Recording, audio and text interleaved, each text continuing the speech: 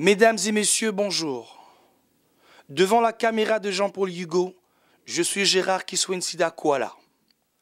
Depuis New York, aux États-Unis d'Amérique, nous avons appris que le 2 février 2012, le baobab de la musique burkinabé est tombé. Le Gandago national n'est plus. Georges Ouédraogo s'en est allé. Laissant des milliers de mélomanes et de fans le cœur meurtri. Parmi eux, ceux bien sûr vivant au pays de l'oncle Sam. D'où le besoin pour nous aujourd'hui de lui rendre un hommage à travers un entretien avec quelqu'un qu'il a connu, quelqu'un qu'il a côtoyé, quelqu'un qui, à une période bien capitale de sa carrière, l'a croisé et l'a suivi jusqu'à nos jours. Mesdames et messieurs, nous présentons tout d'abord, au nom de tous les Burkinabés vivant aux États-Unis d'Amérique, toutes nos condoléances à la famille éplorée, ainsi qu'à toute la famille de la culture, de la musique burkinabé. Bienvenue à ce temps d'antenne. Restez avec nous. Nous avons beaucoup de choses à découvrir sur ce grand monsieur de la musique mondiale.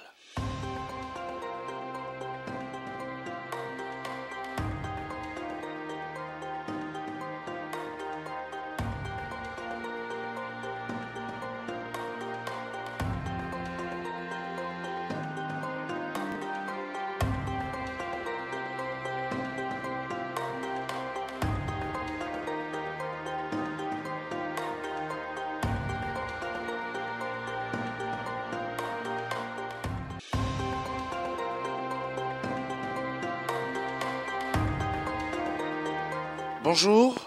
Bonjour. Alors, pouvez-vous vous présenter? Moi, c'est Poko Oscar Wamba. Je suis burkinabé et je réside à New York. Alors, merci de nous recevoir chez vous pour que nous rendons un hommage à Georges Ouédraogo, le Gandago national.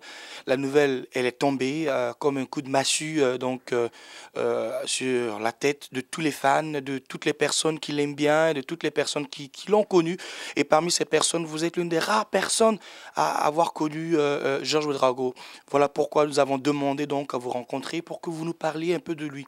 Mais si vous voulez bien, on va donner quelques petites informations qu'on a pu retrouver sur le net par le biais donc de quelques acteurs culturels burkinabés.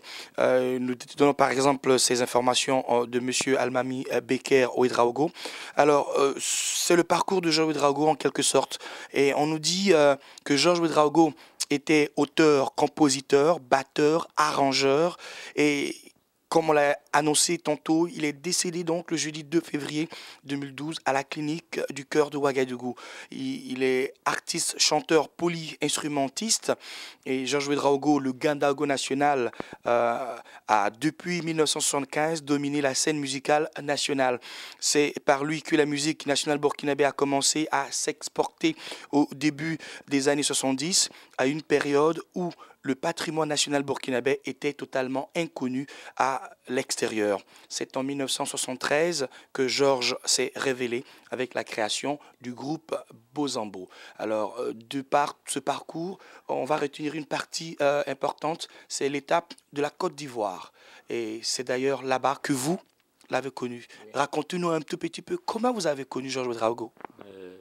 Permettez-moi d'entrer, de parler de Georges Ouédraogo. Avant de parler de Georges Ouédraogo, je voudrais tout simplement présenter toutes mes condoléances à la famille biologique de Georges Ouédraogo. Et en plus, présenter mes condoléances à toute sa famille culturelle, les musiciens, tous ceux qui font de la culture du Burkina, leur cheval de bataille aujourd'hui. Je voulais présenter tout un chacun d'eux toutes mes condoléances, parce qu'au Burkina aujourd'hui, nous avons perdu quelqu'un de très inestimable. Parce que Georges Ouédraogo n'est plus à présenter. Je vous ai quitté tout à l'heure lire ce que vous avez dit. Pour tous ceux qui ont suivi la culture burkinabé depuis l'indépendance à aujourd'hui, savent que Georges Ouédraogo n'est plus à présenter. Seulement, tout simplement, avec l'émotion qui m'habite actuellement, je m'excuse de ne pas pouvoir dire tout ce que je pense, et je crois que je pèse mes mots. Alors, comment vous l'avez connu? J'ai connu Joao Ouedraogo à Abidjan, plus précisément à Trècheville. C'était à la rue 12, dans un club qu'on appelait Boulmiche. C'est un club qui était beaucoup fréquenté par tous ceux qui, à Abidjan, aimaient être dehors la nuit. Et j'ai connu Joao Ouedraogo à Boulmiche. Et c'est comme ça que, bon, quand deux Burkinabés se croisent en son temps, bon, il n'y avait pas besoin de se présenter. Et moi j'étais son petit frère, j'étais plus jeune que lui. Et je le connaissais, c'est lui qui ne me connaissait pas. Donc, c'est moi qui suis allé vers lui. Et c'est comme ça qu'on a sympathisé.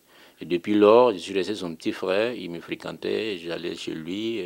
À chaque fois qu'il y avait quelque chose à faire à Abidjan, il m'appelait. Bon, il m'appelait à ce que je vienne jouer un rôle par rapport à certains spectacles. C'est un truc qu'il organise avec tous les musiciens avec qui il travaille à Abidjan. Voilà comment j'ai connu Georges.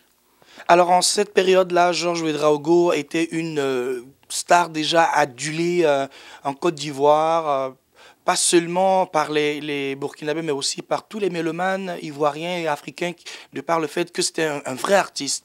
Alors, comment est-ce que vous avez ressenti cela, être, je peux dire, un des rares choisis à être ami ou même jeune frère de cette méga star? Comment vos relations se passaient? Comment vous avez trouvé cela vous-même? Et là, je ne vous dis pas. Et Georges Drago, en son temps, il fallait vraiment être quelqu'un de très proche pour avoir Georges Drago avec toi, il ne serait que pour 15 minutes. Si Georges sort de chez lui, qu'il va pour des répétitions ou il va pour un concert, Georges est beaucoup adulé. Tout le monde, tout le monde. Je me rappelle de ce concert qu'ils ont eu à l'Hôtel Ivoire où Georges Drago a eu tous les problèmes du monde pour se faire un passage pour rejoindre la scène.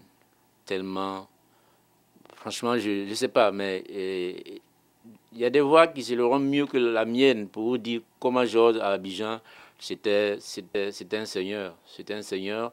Et je ne vous dis pas, par rapport au groupe Ozambo qu'ils ont créé, qui a fait même le lit de la carrière internationale de Georges Ouedraogo, c'est lui qui était le porte-flambeau. C'est pas parce qu'il n'est pas là aujourd'hui, mais c'est Georges qui était le guide. Et en son temps, c'était vraiment un groupe de musiciens talentueux. Mais Georges Ouedraogo, il était au-dessus du lot. Voilà. C'est vrai, on va parler donc de cette époque abidjanaise où éventuellement on parle de Georges qui va à la conquête du monde et des mêmes sources que nous avons, on nous dit que Georges Ouedraogo est allé à Abidjan et en Côte d'Ivoire. Et il se fait engager chez le trompettiste ivoirien Fax Clark au Jazz Club Quartier Latin. Sur les conseils de Clark, il apprend à jouer la batterie et porte la casquette de chef d'orchestre du groupe Les Troubadours. Puis les Freemen qu'il quittera en 1971 pour le New System Pop, avant de se retrouver en 1973 en Allemagne de l'Ouest au sein du mythique et célèbre groupe Bozambo qu'il crée avec ses amis Jimmy Hyacinthe et Rato Venance. Avec le Bozambo, Georges est au sommet de son art. Et avec ses amis donc, il compose des chansons à valeur morale sur les faits de société et popularise le warba, une musique donc traditionnelle mossi. Leur premier 33 tours, paru en France en 1976, est un véritable succès en Afrique et au sein de la diaspora africaine en France. Les compositions signées par Georges Ouedraogo dans cet album feront de Georges Ouedraogo, donc l'ambassadeur de la musique burkinabé en Europe. Alors, parlons de cette époque-là. En Côte d'Ivoire, un artiste burkinabé qui chante en moré. Qu'est-ce que cela faisait comme effet? Qu'est-ce que cela avait comme effet? Et une certaine fierté d'être burkinabé, de savoir donc être compatriote de cette star-là. Comment les burkinabés en fait se comportaient en ce moment? Bon, je crois qu'avec assez de recul en son temps, ce problème d'être burkinabé en Côte d'Ivoire ne se posait pas. Parce que tout un chacun savait qu'en son temps, il y avait autant de voltaïques à l'époque, je m'excuse, autant de voltaïques à l'époque à Abidjan que d'Ivoiriens de souche.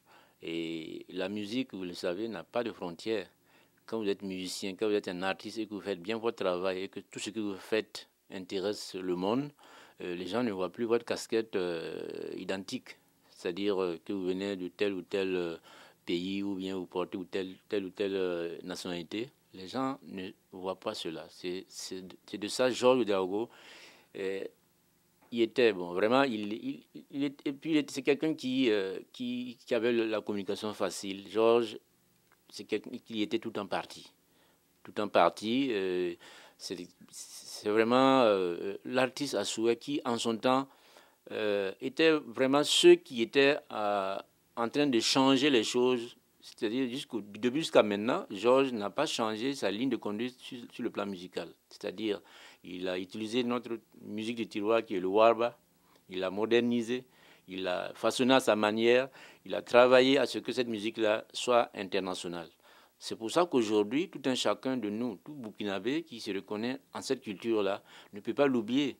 Ce qu'il a fait, c'est du propre, c'est quelque chose qui est très original.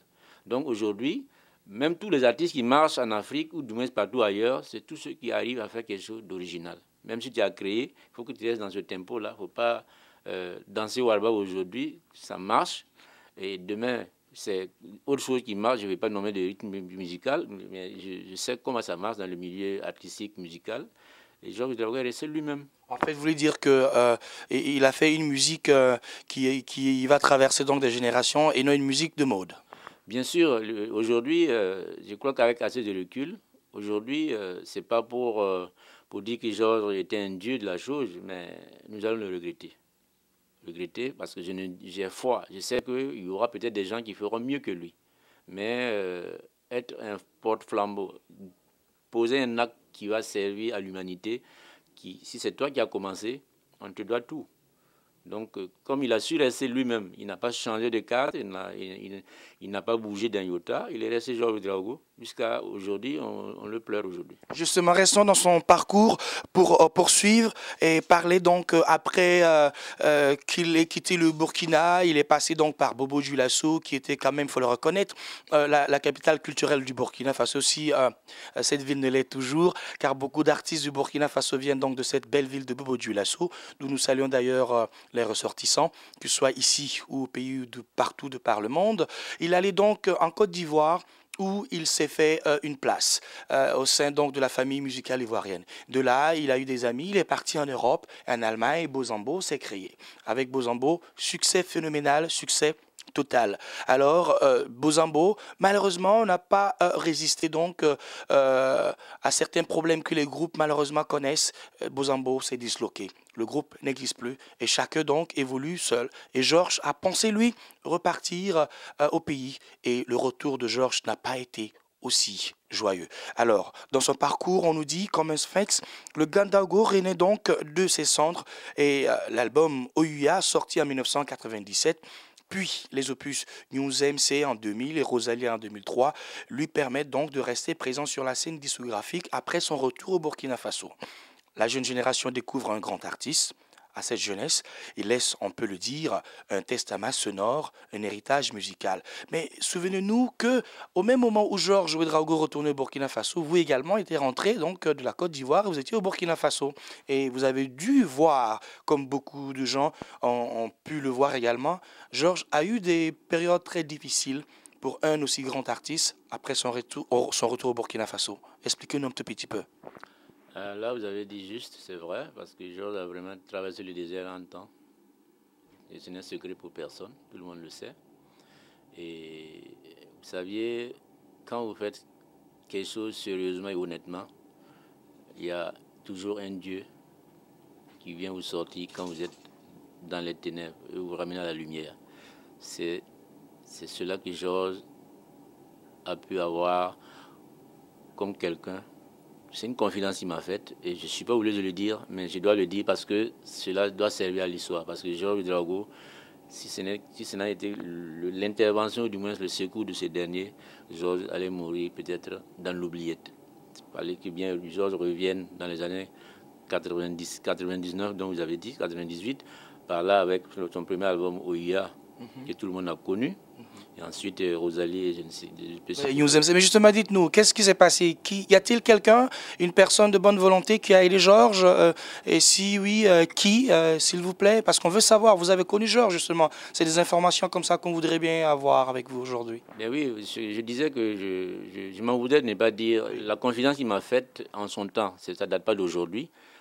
Vraiment, c'est quand il devait composer certains titres pour le sommet de l'OIA à Ouagadougou, qui m'a dit que c'est un de ses petits frères qui lui a repêché. Et il m'a dit qu'en son temps, c'était le ministre Ablassé Ouedraogo. Oui. Il était ministre des Affaires étrangères. Je ne sais pas si c'est par lui-même qu'il a agi pour pouvoir sauver Georges Ouedraogo ou bien c'est quelque chose qui est venu d'en haut, de par nos gouvernants.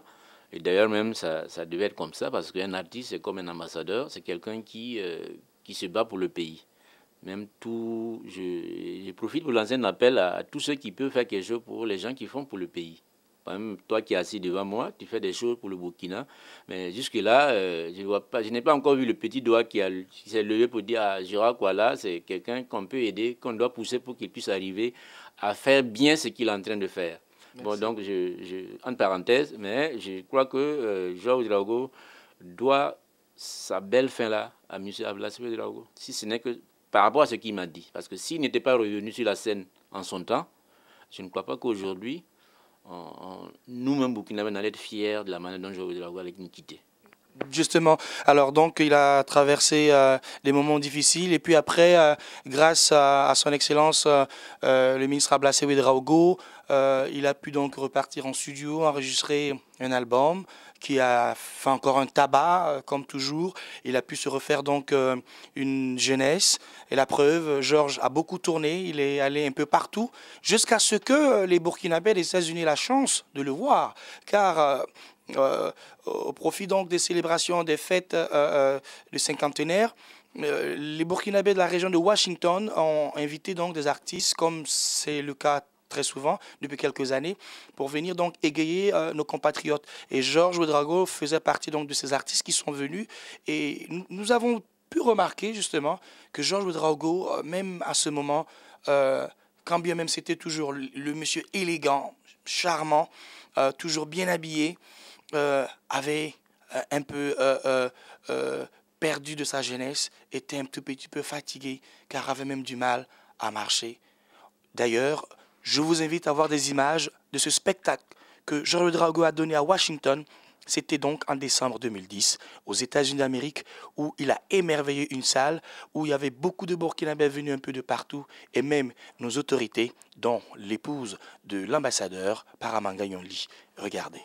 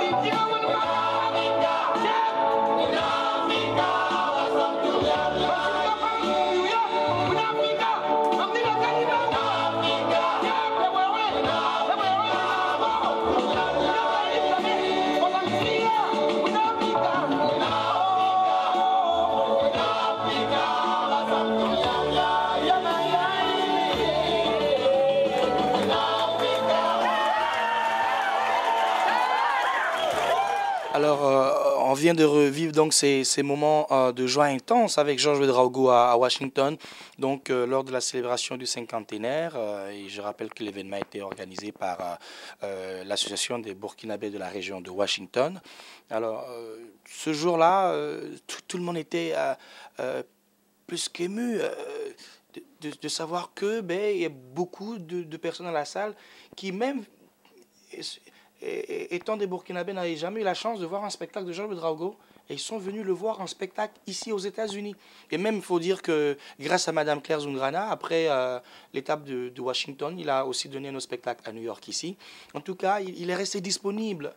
Alors, qu'est-ce que tout cela vous a fait? Qu'est-ce que vous retenez donc quand on vient de voir ces images de ce spectacle qu'il a donné à Washington? C'est vrai, c'est vrai. Je répète que c'est à l'occasion de cette tournée-là que j'ai pu encore voir mon grand frère, mon ami. Et vraiment, c'était vraiment très convivial. Et voir Georges Ouedraogo en scène, même avec l'âge qui le frappait, il sentait qu'il était diminué. Mais il a joué sa partition. Il a tenu sur la scène à Washington comme à New York. Maintenant, je crois que Georges, pendant son passage ici, on a eu à échanger, on a eu à parler. Justement, c'est sûr que ces retrouvailles étaient remplies de beaucoup d'émotions, mais également de beaucoup de confidences, comme à l'accoutumée. Il a dû se confier à vous. Avait-il des projets futurs? Ah oui, ça aussi, je crois que c'était l'un de ses dernières volontés. Il ne parlait que de sa famille.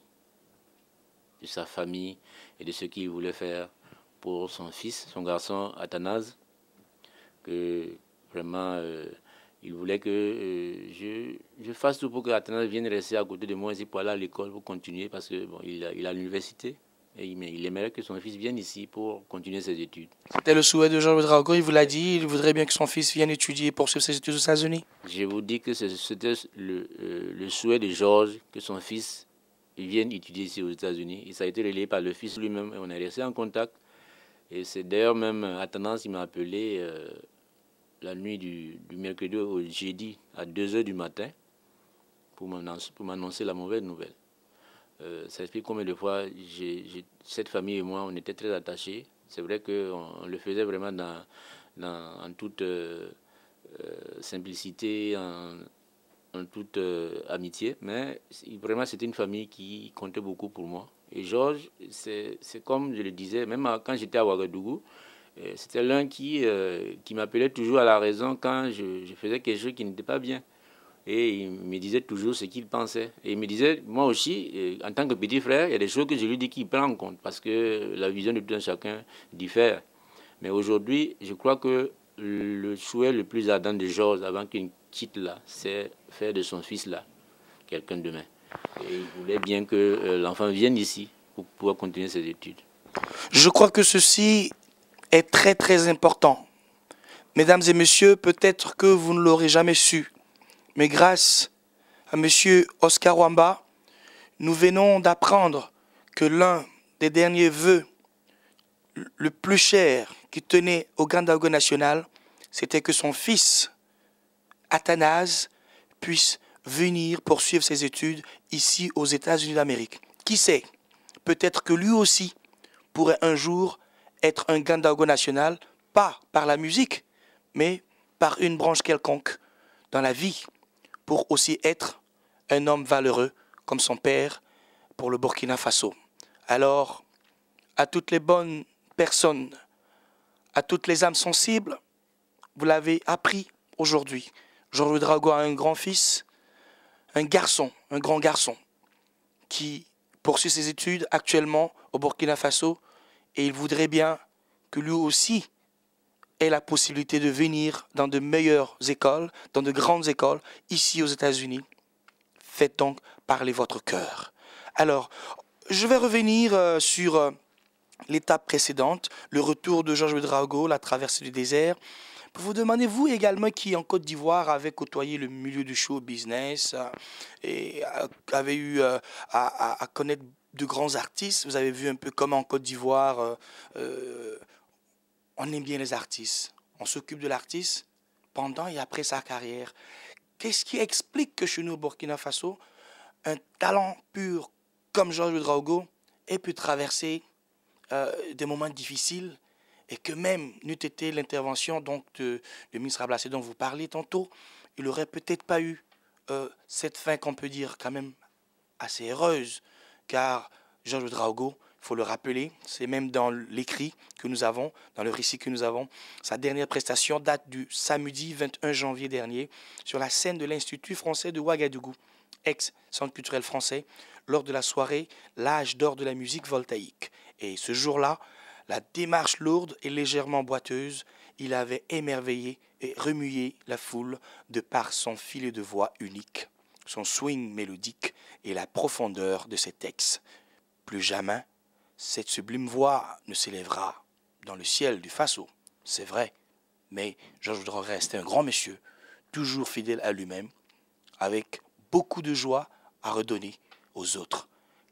Qu'est-ce qui explique qu'au Burkina Faso, comme le cas de Georges Ouedraogo, il y a eu tant d'autres, Tidiane Koulibaly et beaucoup d'autres, nos artistes égayent et font de belles œuvres et malheureusement, ils finissent mal, ils quittent ce monde mal. Pour vous, qu'est-ce qui fait cela? Et avez-vous un message particulier à lancer à l'endroit de quelqu'un, les autorités, les mélomanes, pour que quand même on change un petit peu? Ben, permets-moi, je ne suis pas celui-là qui fait avec la langue de bois. Je crois que le mal même se trouve en nous-mêmes, les Burkinabés. Ça veut dire que le mal même de la mauvaise marche de tout ce qui est burkinabé là, réside en nous-mêmes. Nous sommes les premiers indicateurs. C'est nous-mêmes qui faisons que ça ne marche pas. On ne peut pas avoir de grands artistes tant qu'il n'y a pas de mythe. Nous, au Burkina, on ne sait pas cultiver le mythe. Créer le mythe autour de quelque chose, c'est donner de la valeur à la chose. Surtout l'art culturel, tu ne peux pas arriver sur le plan artistique tant qu'il n'y a pas de mythe autour de toi. Bon, imaginez-vous le comportement aussi de certains artistes aussi a quelque chose à revoir, parce qu'un artiste qui ne sait pas se comporter, qui cherche à être partout en même temps, pourtant Ouagadougou c'est encore une coquette ville, mais il faut que tout un chacun puisse jouer sa partition. Et la population a quelque chose à revoir, et n'en parlons pas de ceux-mêmes qui ont à gérer la vie même culturelle au Burkina Faso. Je parle de ceux-là même qui doivent réguler tout pour que les artistes puissent vivre de leur art. Parce que quelqu'un qui ne vit pas de son art, il est obligé d'aller chercher ailleurs. Un artiste qui marche, on l'écoute sur toutes les radios, on le voit à la télé. Pourtant, ce dernier, il n'arrive pas à vivre de son art. C'est vrai, mais ne pensez-vous pas aussi que les autorités burkinabées pouvaient aider à encourager ceux-là qui veulent peut-être aider les artistes burkinabés à sortir? Parce que l'artiste burkinabé sera star chez lui à la maison et qui ne vivra pas aussi bien de son art s'il n'est pas connu ailleurs, s'il ne peut pas aller vendre son art ailleurs. Par exemple, les autres artistes des autres pays sont bien, ils ont eu de bel avenir donc parce que leurs disques sont reconnus par de grandes maisons de disques en Europe, en Amérique ou des maisons des droits d'auteur qui leur reversent beaucoup de sous, ce qui n'est malheureusement pas le cas de beaucoup de nos artistes.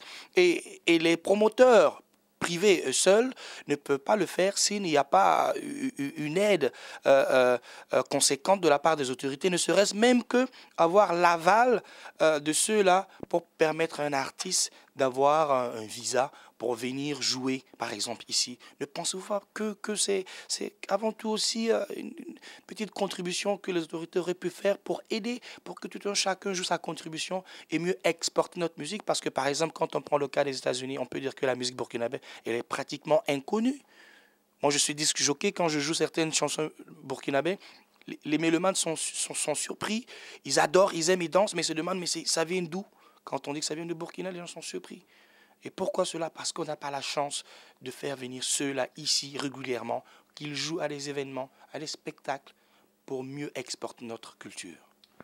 Ben, ça c'est bien vrai, mais je crois que le rôle de l'État, c'est permettre à tous ceux qui sont au Burkina pour faire de la musique, par exemple, il y a des structures qui peuvent les amener à faire le travail. Puis dans le cas de l'arrivée de la maison de production Seydoni, depuis l'arrivée de Seydoni, je crois qu'il y a plein de choses qui ont changé. sur le plan musical, on a vu des artistes qui sont sortis comme des petits champions. Et aujourd'hui, on peut citer sur la main des gens qui sont révélés parce qu'ils avaient la possibilité de se produire sur place. Mais si vous ne saviez pas, je vous apprends une mauvaise nouvelle, Sidonie n'existe plus au Burkina. Et ça, je sais, je suis aux nouvelles. C'est vrai que ça fait longtemps que je suis là, mais je suis aux nouvelles. Mais c'est dommage. Quelque chose qui est très dommage. C'est dommage. C'est dommage que, là aussi, voilà pourquoi je dis que l'État a un rôle à jouer. Tu sais, investir sur le plan étatique et favoriser le copinage pour installer quelque chose étatique, ça ne peut pas marcher. Toi, Gérard Kouala, je t'aime bien. Mais si je dois monter une usine de fabrication de pneumatiques au Burkina, je ne vais pas prendre la tâche avec toi. Parce que je connais ton domaine. Donc, ça veut dire que si tu prends un commerçant pour du moins se faire quelque chose et pourtant il ne maîtrise pas la chose, la finalité c'est ça. Parce qu'en son temps, j'étais à Ouaga et mon ami et frère Claude Bassolé avait monté un dossier bancable, un dossier qui n'avait même pas besoin du concours de l'État aussi fort que ce qu'ils ont fait pour installer Sidonie. Mais le dossier de M. Bassolé, qui est un producteur assez reconnu sur le plan international, a été mis de côté. Donc ça aussi, malheureusement, c'est ça aussi qu'il faut revoir. Et son expertise aujourd'hui profite à beaucoup plus d'autres d'artistes d'ailleurs que burkinabé parce que il n'a pas pu s'installer dans son propre pays pour travailler pour les artistes de chez nous. Alors, on tire vers la fin de cet entretien, Monsieur Rwamba. Pensez-vous que aujourd'hui le Burkina Faso a des jeunes talents qui puissent un jour être comme Georges Ouedraogo? Si oui, pouvez-vous citer quelques-uns? Ah oui, ça, je m'en voulais ne pas citer parce que je suis un peu ce qui est musique, parce que j'aime ça. C'est un domaine où vraiment j'ai roulé ma bosse, je sais ce que c'est. Et quand même, j'écoute la musique de certains musiciens qui sont en train d'émerger, tels que Flobi, Ahmed Smani. Et d'ailleurs, même Ahmed Smani, on l'a vu ici avec Georges. Flobi également. Flobi également. Et encore d'autres que je vois sur le net, mais les noms m'échappent, mais je sais que il y a quelque chose derrière. Mais maintenant, ce qu'il faut, c'est l'encadrement. Et je vais te faire une confidence. Je sais que la chose musicale au Burkina ne peut pas avancer aussi considérablement qu'on le pense tant qu'il n'y aura pas de producteurs forts. Il faudrait qu'il y ait des producteurs, parce que ce sont les producteurs qui mettent l'argent. Parce que produire un album, c'est pas le plus difficile. La promotion de l'album, c'est lequel où le producteur doit mettre plus d'argent. Parce que, je prends un exemple aujourd'hui, même le regretté Michael Jackson. Si vous amenez Michael Jackson à Kokologo ou bien à Yako, on se dirait que c'est un petit blanc qui marche, puisqu'on ne le connaît pas là-bas. C'est vrai. Mais on peut tout de même tirer le chapeau à quelques-uns qui se battent très bien actuellement au Burkina, dont Japress, Papus, voilà, qui travaillent en tout cas à hisser la musique burkinabé au plus haut niveau et qui aident pas mal de jeunes artistes comme d'anciens artistes à avoir une carrière assez professionnelle. En tout cas, Monsieur Rwamba, on vous sait très très ému, on vous sait très triste également pour la perte de votre grand frère, de votre ami Georges Ouedraogo, le Gandago national. On peut dire que le reggae a perdu Bob Marley, la pop a perdu Michael Jackson, le warba a perdu Georges Ouedraogo, le Gandago national. Si vous aviez un message particulier à l'endroit donc de sa famille, à l'endroit de peu burkinabé, ce serait lequel? Pour ceux qui viennent nous frapper, les mots que j'ai, c'est des mots de condoléances. Je voudrais demander à toute la nation burkinabé de rester digne dans la douleur, car c'est Dieu qui a donné, c'est Dieu qui a repris. Et Georges Ouedraogo, personne ne pourrait oublier Georges Ouedraogo, même ses ennemis, n'en parlons pas de ses amis. Donc je voudrais, avec cette voix tremblante, et je m'excuse, et ça s'explique aussi parce que c'est l'émotion, je voudrais, étant à New York ici, souhaiter mes condoléances à toute la nation entière, parce que je sais que j'ai tous les Burkinabés qui pleurent Georges Ouedraogo, tout Burkinabé sur cette terre-là, que tu sois en Europe, en Asie, dans les Amériques, en Afrique, partout ailleurs, tout le monde pleure Georges Ouedraogo aujourd'hui. Donc, en tant qu'être humain, en tant que vivant, ce que nous devons retenir, ce sont les œuvres que Georges Ouedraogo nous a léguées, nous a laissées et parties, parce que c'est là aussi on reconnaît la valeur de l'homme. Parce que vivre utile, c'est laisser quelque chose derrière soi, qu'on s'en souvienne. C'est pour ça que procréer est très important. Aujourd'hui, je vois que Georges a laissé Athanase et sa petite sœur. Et je souhaite que ces enfants-là grandissent dans la foi et dans la grandeur que Georges Ouédraogo a eue. Je vous remercie. Mais justement, revenant à Athanase, si jamais il y a des personnes de bonne volonté qui voudraient bien l'aider dans le cadre de ses études, êtes-vous prêt donc à être l'intermédiaire auprès donc de la famille de ces personnes? Si oui, est-ce qu'on peut avoir votre contact pour que ces personnes-là puissent savoir comment aider ce jeune garçon à poursuivre ses études, par exemple, ici aux États-Unis? Oh, mon contact, je crois que tout un chacun peut l'avoir. Et vous avez mon contact, je crois que j'ai pas besoin de divulguer mon contact pour ça. Mais personnellement, je suis en contact avec Athanase. Nous sommes en train de voir dans quelle mesure cela est possible. Mais je vous ai entendu tout à l'heure lancer un appel. Et je crois que c'est quelque chose de bien.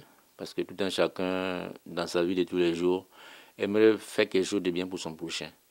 Mais par rapport à cela, je souhaite que tout un chacun qui peut aider à sa façon, à sa manière, que le petit Georges puisse être mieux que son père. Parce que Georges, ce qu'il voulait faire d'Athanase, c'est que Athanase soit mieux que lui.